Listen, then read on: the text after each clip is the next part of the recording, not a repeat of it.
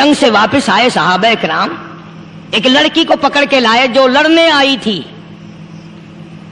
कुफार के साथ मिलकर मुसलमानों का मुकाबला करने आई। मैदान जिहाद में से सहाबा किराम पकड़ के लाए। कैदी है, काफरा औरत है, गैर मुस्लिम है। शहंशाह कायनात हजरत मुहम्मदुर रसूलुल्लाह सल्लल्लाहु ताला अलैहि वसल्लम के दरबार में लाके बिठा दिया। नंगे सर है, नंगे मुंह है, नंगे हाथ पैर हैं। अल्लाहु अकबर। कभी आपने सोचा नहीं कि तू कितने बड़े नबी का उम्मती है, कितने बड़े सरदार का गुलाम है। रहमत वाली चादर उतार कर फरमाई, ओ बिलाल ये मेरी चादर ले ले, इस लड़की के सर पे डाल दे, पर्दा करा दे। अर्ज किया गया किसी काफिर की लड़की है, यहूदी की लड़की है, ईसाई की लड़की है, गैर मुस्लिम की लड़की है, मैदान जिहाद से गिरफ्तार करके लाई गई कैदी लड़की है, लड़ने आई थी, मारने आई थी। इस्लाम की दुश्मन है, दीन की दुश्मन है, कुरान की दुश्मन है, मजहब की दुश्मन है, खुदा और उसके रसूल की दुश्मन है। अल्लाह ताला के नबी हजरत मोहम्मद करीम सल्लल्लाहु अलैहि वसल्लम ने फरमाया, ओ लोगों ठीक है, लड़की काफिर की है, कुफर की हालत में पली है, कुफर फैलाने आई है, कुफर को बचाने आई है, इस्लाम का मुकाबला करने आई है, इस्लाम को मिटाने के लिए आई है। पर ऐ मेरे दीवानों ये तो बताओ, अपने बाप काफिर के दरबार में भी नंगे सर बैठे और मैं काली कमली वाले के दरबार में भी नंगी बैठे।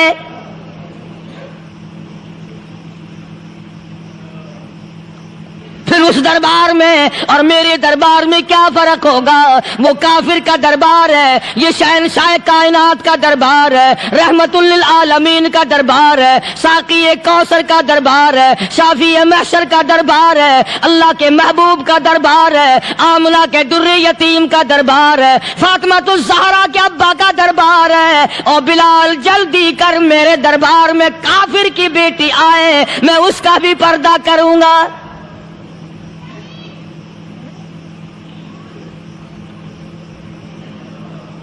हजरत बिलाल रज़ियल्लाहु ताला अन्हु ने जरा एक और लतीफ सी बात है, थोड़ी सी बारीक सी, अगर आप सोचें, लड़की है तो काफरा, लड़की है तो बेदीन, है तो इस्लाम के दुश्मन। मैं तो कई मर्तबा सोचा करता हूं कि वाह लड़की तेरा मुकद्दर, है तो काफिर की बेटी, खुद भी काफरा है, मगर मुकद्दर तो देखो इमामुल अंबिया की चादर सर पे डाले बैठी है।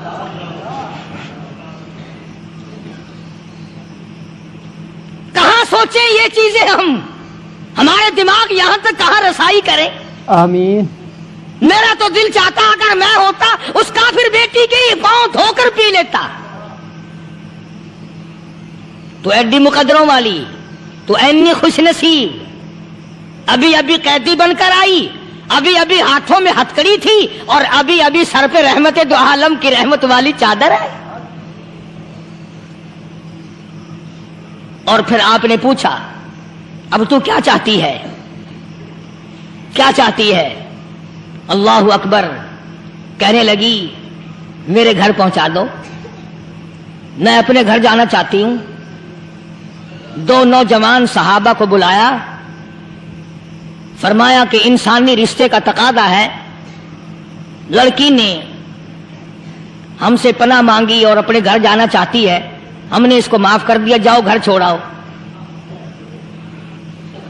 अब घर पहुंचाने का मतलब ये तो था नहीं कि हुसैन गाई पहुंचा दो, दौलत गेट पहुंचा दो, खुदा जाने कितनी दूर घर होगा, लड़ने जो आई थी। यूं लिखा है उलमा इकराम ने, जरा तवज्जो करें। और सच्ची बात तो ये है, अपने दामन में भी हाथ मार के देखो कि हम कैसे हैं। मुहम्मदुर रसूलुल्लाह सल्लल्लाहु अलैहि वसल्लम के दो जवान दीवाने साथ साथ इसके चलते हैं, एक उधर चल रहा है, एक उधर चल रहा है, जंगल का रास्ता है, रात भी रास्ते में आई है। नौजवान लड़की का बयान है, अपने भाई को जाके कहती है ये दोनों जवान मेरी साथ रास्ता चलते आए, मेरी साथ सफर तय करते आए, पर ऐ मेरे भाई जान, रब्बे कायनात की कसम, मुझे तो यूं मालूम होता था दोनों अंधे चल रहे। مجال ہے میری طرف نظر اٹھائی ہو. یہاں تو رکشے والے کا داؤ لگ جائے وہ بعد نہیں آتا, ٹانگے والے کا داؤ لگ جائے وہ بعد نہیں آتا, اور پیر صاحب تو اپنے یہاں سے خشک جانے کیسے دیں گے؟ کیوں جانے دیں؟ کیا مطلب؟ یہ شرافت ہے, یہ دین ہے, یہ اسلام ہے. مسلمان کی بیٹی کی عزت پہ ڈاکے ڈالنا, خدا کی قسم اگر اسلام کی حکومت ہو اور جس نبی کا تو نام لے کر جنت میں جانا چاہتا ہے, اگر نبی کا قانون زندہ ہو, قرآن کا قانون عدالت میں ہو, آنکھیں نکال دی جائیں. بے غیرت قوم, بے حیا اور بے شرم قوم, شرم نہیں آتی کہ زندگی کس طرح بسر ہوتی ہے. یہ کافروں کی بیٹیاں ہیں, یہ کسی یہودی کی بیٹیاں ہیں. چکلے چل رہے ہیں, بدماشی کے اڈے چل رہے ہیں, سب کو پتا ہے, افسروں کو پتا ہے, چھوٹے بڑوں لیڈروں کو پتا ہے. کون روکے؟ کس لیے روکے؟ پھر یاد رکھو بات محمد کریم صلی اللہ علیہ وسلم کی, فرمایا جس ملک میں, جس شہر میں زنا ہوگا, اللہ کے نبی نے فرمایا وہ جس دن برباد ہوگا آواز بھی نہیں آئے گی.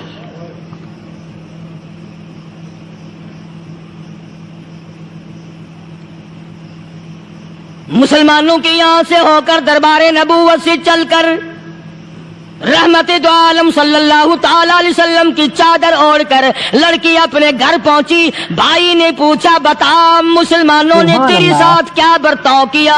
مسلمان تجھے پکڑ کے لے گئے تھے, اتنی خوبصورت ہے تو, ایسی حسینہ ہے, شباب تیرا, حسن تیرا, جمال تیرا, شکل و صورت نرالی, نقش نرالے, آنکھیں تیری نرالی, چہرہ تیرا نرالا, لب تیرے نرالے, قد و قامت تیری نرالی, حسن تیرا شان والا, جوانی شباب ہے, بتا مسلمانوں نے تیری ساتھ کیا گزری؟ رونے لگی اور کہنے لگی تو میرا ماں جایا بھائی ہے, پر میں کیا بتاؤں, زمین و آسمان کے مالک کی قسم, سمندروں کے پیدا کرنے والے کی قسم, درختوں کی پتے پیدا کرنے والے کی قسم, ان پہاڑوں اور زمین کے ذرات کو پیدا کرنے والے کی قسم, جو میری عزت کی حفاظت محمد کے غلاموں نے کی ہے, وہ تو ماں جایا بھائی بھی نہیں کر سکتا.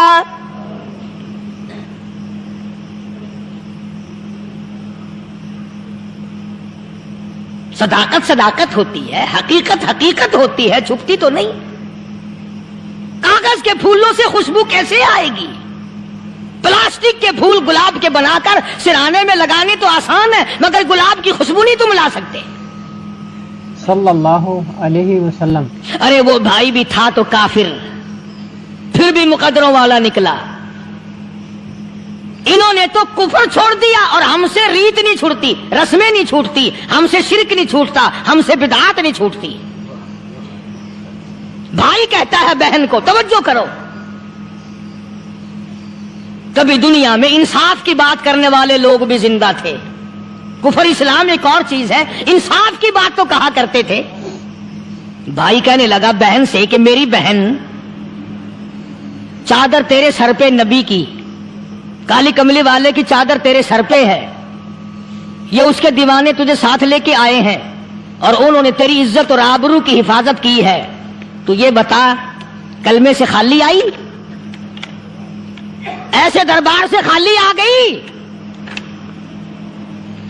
خزانہ لوٹ رہا وہاں تو خالی تو نہیں آ گئی؟ بہن کہنے لگی کہ ہاں خالی آئی ہوں. مطلب یہ کہ میں نے کلمہ نہیں پڑھا, ایمان قبول نہیں کیا, دین قبول نہیں کیا, اسلام اور اس کا مذہب میں نے قبول نہیں کیا. بھائی کہنے لگا تف ہے تجھ پر, تجھے ایسے دربار سے خالی اٹھتے شرم نہ آئی؟ اور دربار رسالت اور خالی آ گئی. کیا بات کہی ہے عورت نے, سبحان اللہ, اللہ اکبر. کہنے لگی 2 وجہ سے میں نے کلمہ نہیں پڑھا. دل میرا چاہ رہا تھا, اندر میرا کہتا تھا کہ جب میرے سر پہ یہ چادر آئی, میرا تو دل چاہتا تھا کہ لپٹ جاؤں قدموں سے آقا کے. بھائی میرا دل چاہتا تھا میں کھڑی ہو جاؤں دربار میں اور یوں کہوں میرا دل ہو تیرا گھر ہو, میرا دل ہو تیرا گھر ہو, تیرا میرا در ہو میرا سر ہو، تمنا مختصر سی ہے مگر تمہید طولانی۔ میں نے کلمہ دو وجہ سے نہیں پڑھا۔ پہلی وجہ تو یہ کہ جب تو سنتا، تجھ تک یہ بات پہنچتی کہ میری بہن نے کلمہ پڑھ لیا، تو شاید تیرے دماغ میں یہ بات نہ آ جائے کہ میری بہن سے مسلمانوں نے زبردستی کلمہ پڑھوایا ہوگا،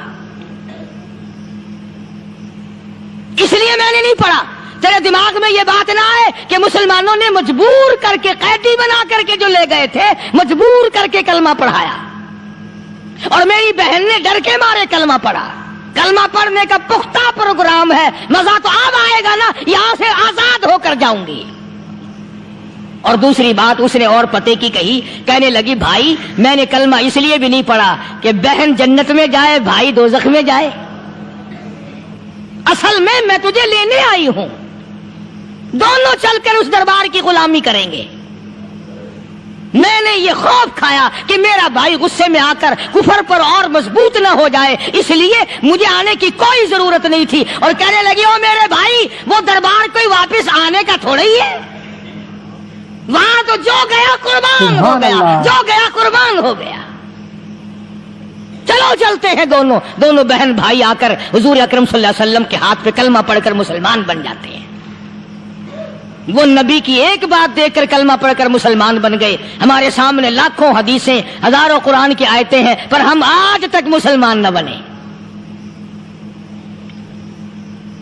جب مرضی آئی نماز پڑھ لی، جب مرضی آئی زکات دے دی، جب مرضی آئی قرآن پڑھ لیا، جب مرضی آئی دین ایمان کر لیا، مرضی آئی چوری کر لی، مرضی آئی ٹھگی مار لی۔ اس کا نام دین نہیں ہے، اس کا نام ٹھگی اور فریب ہے۔ اس لیے قرآن کریم نے للکار کے کہا تأمرون الناس بالبر وتنسون انفسکم وانتم تتلون الکتاب۔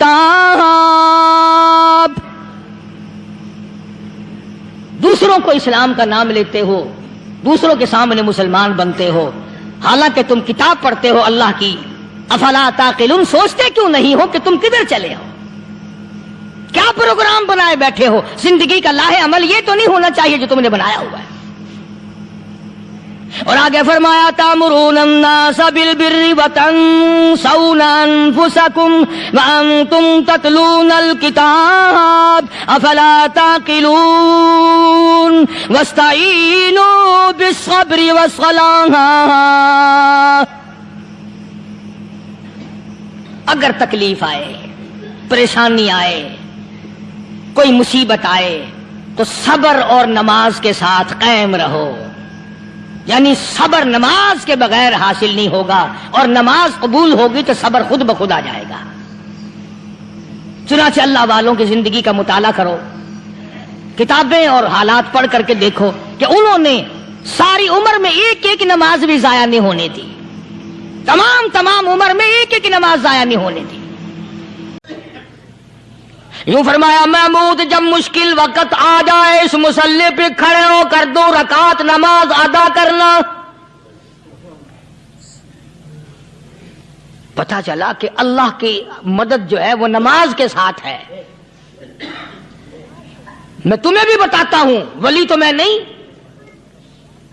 جب بھی کوئی پریشانی آئے، جب بھی کوئی تکلیف آئے، فرمایا استعینوا بالصبر والصلاة،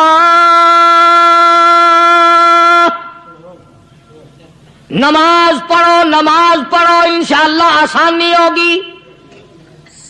صبر کر، نماز پڑھ، ان اللہ مع الصابرین،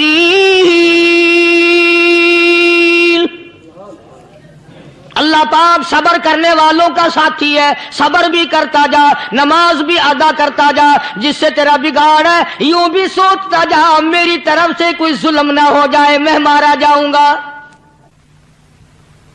چھلا ساتھ لے کر چلا گیا اور اپنی فوج کو لے کر کے سومناتھ کے مندر پہ حملہ کر دیا۔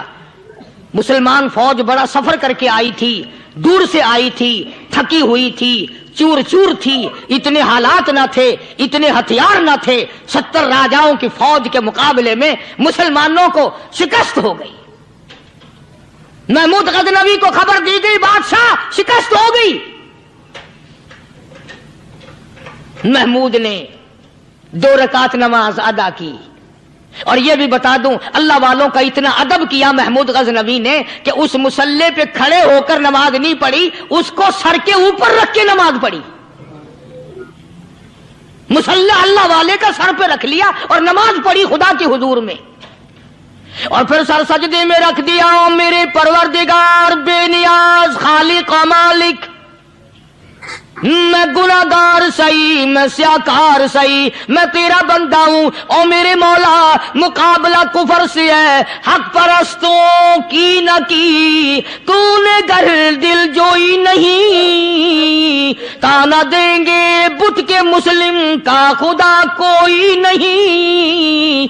ओ मेरे परवरदिगार, आज मुझे जलील ना कर, आज मेरी शिकस्त ना कर, आज मुसलमानों को शिकस्त ना दे। और बेनियाज परवरदिगार, काफिर कहेंगे इनका खुदा कहां गया। बस महमूद गजनवी ने अल्लाह के हुजूर में नमाज अदा की और दामन फैलाया और सर सजदे में रखा, तो इत्तला मिली कि शिकस्त फतह में बदल गई। चुनाचे जुमे का खुतबा महमूद गजनवी ने सोमनाथ के मंदिर के अंदर दिया। इस कदर अल्लाह वालों को दिलचस्पी थी इन मामलात से कि कौम के लिए भलाई हो, मुल्क के लिए भलाई हो, अवाम के लिए आखिरत की दुनिया की भलाई मकसूद थी। ख्वाजा कुतुबुद्दीन बख्तियार काकी रहमतुल्लाह अलैह दिल्ली शहर में रहते हैं। बादशाहों का जमाना है। अल्लाह अल्लाह, क्या अजीब लोग थे। आज तो अच्छे भले दीनदार तबका नमाज पढ़ाने वालों को नमाज के, गुस्ल के, वुजू के मसाइल मालूम नहीं। दोस्तों, ऐसा वक्त था सुल्तान सलाहुद्दीन खिलजी रहमतुल्लाह अलैह को बादशाह होकर अरबी की बहुत बड़ी 4 जिल्दों में किताब है हिदाया बादशाह सलाहुद्दीन खिलजी को जुबान नहीं याद था। इतनी बड़ी अजीम किताब जुबान नहीं याद थी। वो बादशाह भी हुआ करते थे और वली भी होते थे। सुल्तान आलमगीर रहमतुल्लाह अलैह बहुत बड़ा बादशाह होकर, औरंगजेब है, आलमगीर है, इतना बड़ा अजीम बादशाह, मगर हुजूर करीम सल्लल्लाहु अलैहि वसल्लम की 5000 हदीसें पाक इस बादशाह को जुबान नहीं आती। और कुरान का हाफिज था, कुरान का कारी था, कुरान का आलिम था, कुरान का मुफस्सिर था, वली भी था, बादशाह भी था, अल्लाह वाला भी था। और इतना खौफ था दिल में, मैं तुम्हें क्या बताऊं। अल्लाह अकबर, बादशाह होकर के कपड़ा खरीदा, मजदूरी करके कपड़ा खरीदा बादशाह ने, और कपड़ा खरीद कर उसकी टोपियां अपने हाथों से सी। आलमगीर रहमतुल्लाह अलैह ने उसकी टोपियां अपने हाथों से सी और चांदनी चौक दिल्ली में खड़े होकर फरोख्त की, बेची। 6-7 रुपए जमा करके एक थैली में बंद करके ऊपर लिखा, आलमगीर का कफन इन पैसों से खरीदा जाए। कभी हमने भी सोचा, जो रिश्वत मारने वाला आदमी है, बताओ उसके लिए कफन कहां से अच्छे पैसे तलाश करके लाया जाएगा? रिश्वत का ही कफन मिलेगा ना। जो आदमी मिलावट करके पैसे कमाता है, फनकारी करके पैसा कमाता है, दगा और फरेब करके पैसे कमाता है, तो आज हमारा कफन भी सही नहीं, कफन भी दगा वाला, फरेब वाला, मिलावट वाला। बल्कि तुम तो कहते हो कि आजकल खाने के लिए खालिस कुछ नहीं मिलता। मैं कहता हूं मैयत को गुस्ल देने के लिए पानी खालिस नहीं मिलता। ये जो हम मोटरें नलके लगाते हैं, ये पैसे कौन से हमारे खालिस हैं? जो साबुन मैयत को मल रही है, कौन से पैसों का खरीदा हुआ है? जो खुशबू मैयत को लग रही है, कौन से पैसों की खरीदी हुई है? जो कफन पड़ रहा है, वो कैसे पैसों का कफन है? और मैं आगे बढ़ करके कहता हूं, जो कंधों पे उठाए जा रहे हैं, वो कौन से कुतुब हैं, कौन से अबदाल हैं? जिसने मैयत को गुस्ल दिया है, कभी मालूम किया कि वो कितना बड़ा नेक आदमी है? یہ تو ہمارے آخری وقت کا حال ہے، اور اس طرف کسی کا دھیان نہیں، سوچ نہیں، بچار نہیں، قطعی طور پر اندھے ہو جاتے ہیں۔ او میاں ٹھیک ہے جو کچھ ہو رہا ہے۔ اچھا ایک بات عرض کروں، اللہ تبارک و تعالیٰ کے یہاں جب ہم جائیں گے، اگر اور سارے معاملات کو چھوڑ دو، اللہ پاک یہی پوچھ لے کہ میاں یہ کفن جو پہن کے آیا یہ کیسا ہے، یہ جو کفن پہن کے آیا یہ کیسا، ہم کیا جواب دیں گے؟ بادشاہ عالمگیر رحمت اللہ علیہ نے تھیلی پہ لکھ کر کے بند کر کے رکھ دیا، جب میرا انتقال ہو جائے، میری موت آ جائے، جب میں دنیا سے رخصت ہو جاؤں، جب میں دنیا سے چلا جاؤں، میرا آخری لباس جو میں نے ساتھ لے کے جانا ہے، وہ شادی کے جوڑے دنیا تیار کرتی ہے، سفر کے جوڑے دنیا تیار کرتی ہے، غیر ملکوں میں جانے کے لباس دنیا تیار کرتی ہے، ادھر ادھر جانے کے لیے، تقریبوں میں جانے کے لیے جوڑے لباس پوشاک دنیا تیار کرتی ہے۔ اور میں کہتا ہوں لوگوں، قبر کی پوشاک ہم کب تیار کریں گے؟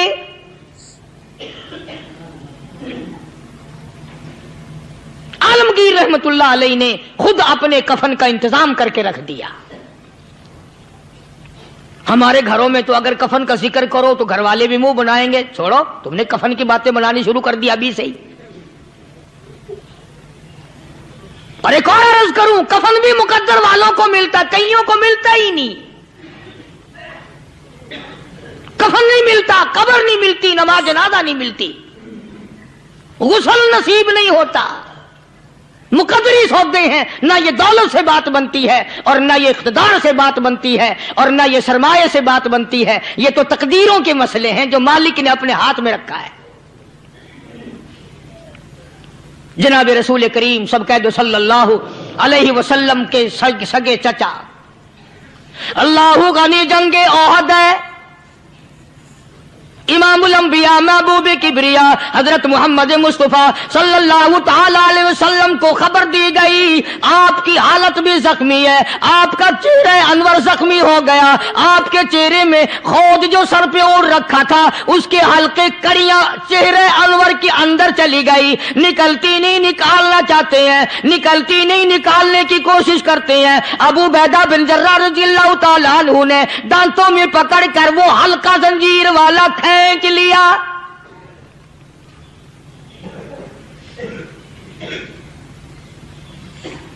اللہ غنی، ادھر خون کا پھوارا چھوٹا، خون کا پھوارا چھوٹا، اللہ عرش الہی سے آواز آئی، جبریل پل جھپکنے کے برابر جبریل ساری دنیا کا نظام طے کر سکتا ہے۔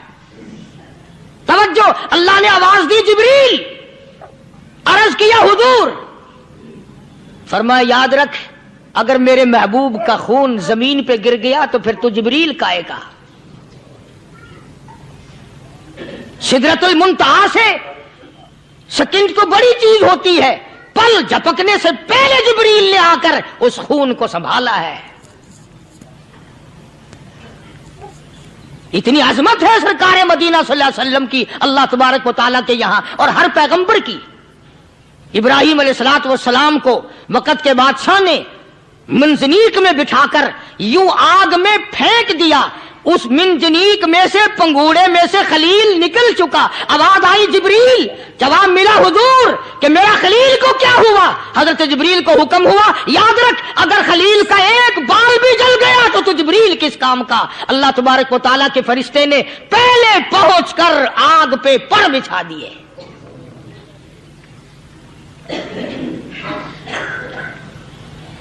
یوسف علیہ الصلوۃ والسلام کو بھائیوں نے کنویں میں پھینکا۔ اب بتاؤ کنواں کوئی 100-200 گز یا 100-200 میل تو لمبا نہیں ہوتا۔ میں خالق کی بے نیازی تمہیں بتا رہا ہوں، اور اپنے پیغمبروں کی کس طرح حفاظت فرماتے ہیں، سبحان اللہ۔ بھائیوں نے کنویں میں دھکا دیا، جبریل جی یہ کیا ہوا؟ تو میرا نبی آیا، میرے نبی کے کنویں میں جانے سے پہلے تخت بچھا دے۔ جبریل نے پر بچھا کر تخت بنا دیا۔ وہ تو یوں بچاتا ہے، وہ تو یوں سنبھالتا ہے۔ ابو عبیدہ بن جراح رضی اللہ تعالی عنہ نے سرکار مدینہ صلی اللہ علیہ وسلم کے چہرے انور میں سے وہ جو زنجیر کڑی کھینچی، اللہ اللہ، ابو عبیدہ کے 2 دانت نیچے کے، 2 اوپر کے، 4 دانت نکل گئے۔ آج ہمارے دانتوں کو کیڑے کھا جاتے ہیں، کھوکھریں بن جاتی ہیں، نکل جاتے ہیں۔ ابو عبیدہ تو کتنا خوش نصیب جوان ہے، تیرے 4 دانت تو نکل گئے، پر حضور صلی اللہ علیہ وسلم کی تکلیف کو تو نے دور کیا، یعنی آقا کی خدمت کرتے ہوئے ابو عبیدہ کے دانت نکل گئے۔ ادھر اپنی تکلیف ہے، ادھر پتا چلا کالی کملی والے صلی اللہ تعالی علیہ وسلم تیرے چچا کا حال ٹھیک نہیں۔ صلی اللہ علیہ وسلم بڑا صدمہ پہنچا، بڑا رنج پہنچا۔ ایک بات کرتا ہوں، توجہ کر کے لکھ کے لے جاؤ، کام آئے گی، بیٹیوں کو بتاؤ، بہنوں کو بتاؤ۔ سرکار کی نظر پڑی، سرکار کی نظر پڑی حضرت صفیہ رضی اللہ تعالی عنہ، حضور کی بوا، حضور کی پھوپھی، حضرت زبیر رضی اللہ تعالی عنہ کی اماں، امیر حمزہ رضی اللہ تعالی عنہ کی بہن، دوڑی دوڑی آتی ہے۔ پتا چلا نا مدینے میں کہ بھائی کا حال ٹھیک نہیں، شہید کر دیا گیا، عورت ذات دوڑی دوڑی آئی۔ حضور نے فرمایا زبیر کون عورت ہے، جا کے روکو، لاش کا حال ٹھیک نہیں، کپڑے پھاڑے گی، جزا فضا کرے گی، میں نے سنا ہے لاش کا حال ٹھیک نہیں ہے۔ حضرت زبیر نے آ کے روکا، قریب آ کر پہچان لیا حضرت زبیر کی اماں تھی۔ انہوں نے کہا اماں اجازت نہیں، آگے نہ جاؤ۔ حضرت صفیہ عرب کی تکڑیم آئی، مارا غصہ زبیر کو، اوپر پھینک دیا، کہنے لگی ہاتھ ایک طرف، میں اپنے بھائی کو دیکھنے نہ جاؤں۔ زبیر کو تو مکہ مار کے پرے پھینک دیا۔ اور لوگوں توجہ کرو، غلام آپ بھی بنتے ہیں، غلام میں بھی بنتا ہوں، خدا کی قسم ٹائم پہ غلامی کا پتہ چلتا ہے۔ پھر زبیر کہنے لگا اماں حضور نے منع فرمایا، آگے نہ جا، حضور نے منع فرمایا۔ خدا کی قسم ذمہ داری سے کہتا ہوں، علماء نے لکھا ہے حضرت صفیہ نے جو پیر قدم آگے رکھنے کے لیے اٹھایا ہوا تھا وہ آگے نہیں رکھا، پیچھے ہٹ کے رکھا ہے، میرے نبی کے فرمان کے خلاف نہ ہو جائے، میرے نبی کے ارشاد کے خلاف نہ ہو جائے، اگر خلاف ہو گیا تو میں ماری جاؤں گی۔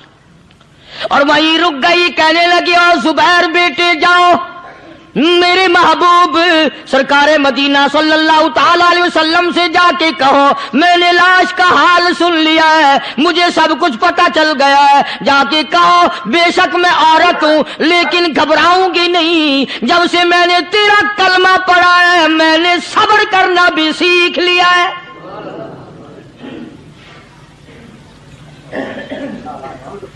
میں جدا فدا نہ کروں گی، میں کپڑے نہ پھاڑوں گی، میں رونا دھونا نہیں کروں گی۔ مدنی کریم صلی اللہ علیہ وسلم کو حضرت زبیر نے جا کے بتا دیا، میری اماں یوں کہتی ہے، فرمایا پھر بے شک اجازت ہے جائے۔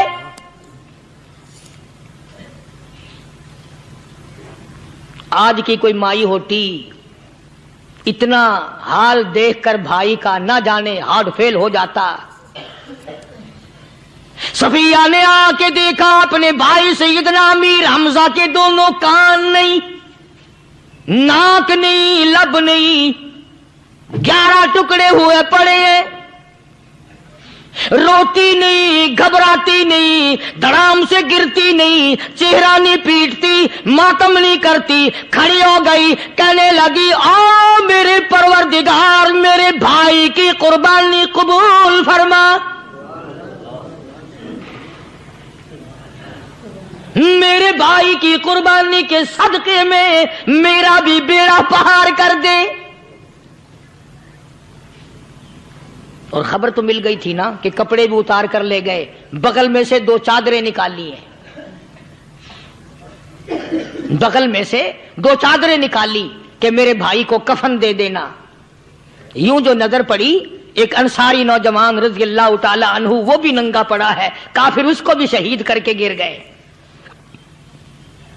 مسلمانوں ذرا اندازہ لگاؤ، یہ بھی مسلمان تھے، یہ بھی نبی کے عاشق تھے، یہ بھی دیوانے تھے، ایسے وقت میں بھلا ایسی بات کس کو سوجھے؟ ماں جایا بھائی ہو، سگا بھائی ہو، اچھی محبت اور تعلق ہو بہن بھائی کا، اور سید الشہداء حضور نے فرمایا ہو وہ ننگا پڑا ہے، 11 ٹکڑے ہوئے پڑے ہیں، ایسے وقت میں ایسی بات کون سوچے؟ صفیہ کہنے لگی لوگوں ایک چادر اس بھائی کو دو جو میری ماں کے پیٹ سے پیدا ہوا، ایک چادر اس بھائی کو دو جو محمد کے کلمے نے میرا بھائی بنا دیا ہے، جو میرے نبی نے میرے کے کلمے نے میرا بھائی بنا دیا ہے۔ کل قیامت میں خدا یہ نہ فرما دے صفیہ کفن دینے آئی، خیرات دینے آئی تو اپنے کو دے کے چلی گئی۔ اب ان میں ایک چادر ہے چھوٹی اور ایک ہے بڑی، پھر کہنے لگی میری چادریں واپس کر دو، ایسا نہ ہو میرے بھائی کو بڑی مل جائے دوسرے بھائی کو چھوٹی مل جائے، اللہ پاک کل یہ نہ فرما دے اگر کفن دینے بھی آئی تو اپنے کو بڑی دوسرے کو چھوٹی، یہ اللہ کی رضا والا تو کام نہیں۔ قرآن اندازی کی سگے بھائی سیدنا امیر حمزہ رضی اللہ تعالیٰ عنہ کے حصے میں چھوٹی چادر آئی اور اس انصاری جوان کے حصے میں بڑی چادر آ گئی۔ چنانچہ جب محمد عربی صلی اللہ تعالی علیہ وسلم تشریف لائے تو حضور کو اتنا صدمہ پہنچا، میری مستقل کیسٹ ہے سیدنا امیر حمزہ رضی اللہ تعالیٰ عنہ کے عنوان پر، آپ لوگ اسے خرید کے سنیں۔ تم بھی کہتے ہو کہ ہم نے اسلام کی بڑی خدمت کی، ہم نے قرآن کی بڑی خدمت کی، ہم نے علماء اور طالب علموں کی بڑی خدمت کی، ہم نے مسجد اور مدرسوں کی بڑی خدمت کی۔ میں یہ کہتا ہوں آؤ دیکھو تو صحیح کہ ان حضرات نے کہاں تک قربانیاں دی ہیں۔ حضور نبی کریم صلی اللہ تعالی علیہ وسلم جب اپنے پیارے چچا کی لاش پہ آئے، چہرے پہ نظر پڑی دونوں لب نہیں، کالی کملی والے صلی اللہ تعالی علیہ وسلم نے منہ میں جھانک کر دیکھا تو زبان نہیں، ذرا نیچے کو نظر کی پیٹ میں جگر اور کلیجہ نہیں، دونوں ہاتھ نہیں دونوں کان نہیں۔ یہ حال دیکھ کر حضور صلی اللہ علیہ وسلم کو چکر آ گیا، زمین پہ تشریف فرما ہو گئے، اور پھر بلکہ یہاں تک لکھا ہے کہ آپ نے یوں فرمایا او میرے مالک اگر صفیہ مائی میری بوا پھوپھی یہاں نہ ہوتی تو میں یہ ٹکڑے بھی نہ اٹھاتا، اگر تو یوں ہی راضی ہے تو میں بھی یوں ہی راضی ہوں۔ اور پھر جب ان ٹکڑوں کو جوڑا گیا تو صحابہ نے عرض کیا یا رسول اللہ صلی اللہ تعالی علیہ وسلم امیر حمزہ قداور آدمی تھا، لمبا تکڑا بہادر آدمی تھا، حالت یہ ہے چادر چھوٹی ہے بھی ایک ہی، اگر سر ڈھانپتے ہیں تو پیر کھل جاتے ہیں، پیر ڈھانپتے ہیں تو سر کھل جاتا ہے۔ حضور نے فرمایا سر کو چھپا دو، پیروں پہ میرے چچا کے درختوں کے پتے ڈال دو۔ میں یہ عرض کر رہا تھا کہ اللہ والے ہر وقت میں آدمی کی اصلاح کی کوشش کرتے ہیں، اسے بنانے کی کوشش کرتے ہیں، اسے سمجھانے کی کوشش کرتے ہیں۔ اللہ تبارک و تعالی ہر مسلمان کو توفیق دے کہ وہ اپنی زندگی بھر اللہ والوں کی خدمت میں جانے آنے کی، قرآن کی خدمت کی ہر وقت پروگرام بنائے، نیت خیر رکھے۔ کیوں؟ اس لیے اسی کو کہتا ہے کہ لیے پھرتی ہے بلبل چونچ میں گل، لیے پھرتی ہے بلبل چونچ میں گل، اور ڈھونڈتی ہے شہید ناز کی تربت کہاں ہے، تلاش کرتے ہیں جانور پرندے کہاں پر اللہ کی رحمت برس رہی ہے۔ تو ہمیں بھی اللہ کی رحمت کا طالب ہونا چاہیے، اللہ کی رحمت کا متلاشی ہونا چاہیے۔ اللہ پاک مجھ پہ اور آپ سب پر، ساری امت پر اپنا کرم فرمائے۔ آسمانی کتابیں نازل فرمائی اسی کو لوگ زیادہ چمکاتے ہیں۔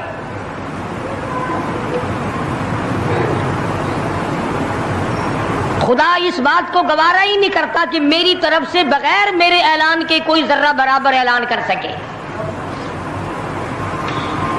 وہ کسی قلندر کو، کسی ملنگ کو، کسی کو اختیار نہیں دیتا۔ جن کا خدا جیتا جاگتا حی و قیوم قائم دائم ہے وہ تو ایسا ہے، اور جن کا خدا کبھی پیدا ہوتا ہے کبھی مر جاتا ہے ان کی میں بات نہیں کرتا۔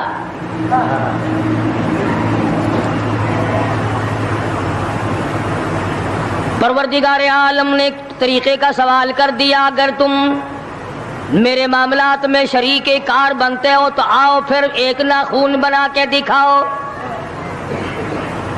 ایک بال بنا کے دکھاؤ، درخت کا ایک پتا بنا کے دکھاؤ، پتھر کا ایک روڑا بنا کے دکھاؤ، مٹی کا ایک ذرہ بنا کے میرے سامنے لاؤ۔ پروردگار عالم نے فرمایا چلو تم سے گائے کیا بنواؤں گا، بھینس کیا بنواؤں گا، بکری کیا بنواؤں گا، زمین و آسمان تم کیا بناؤ گے، چاند سورج ستارے کیا بناؤ گے، انسان تو بنانا تمہارے بس کا کام کہاں ہے۔ لَن يَخْلُقُوا ذُبَابًا، تم مجھے مکھی کا ایک پر بنا کے تو دکھاؤ۔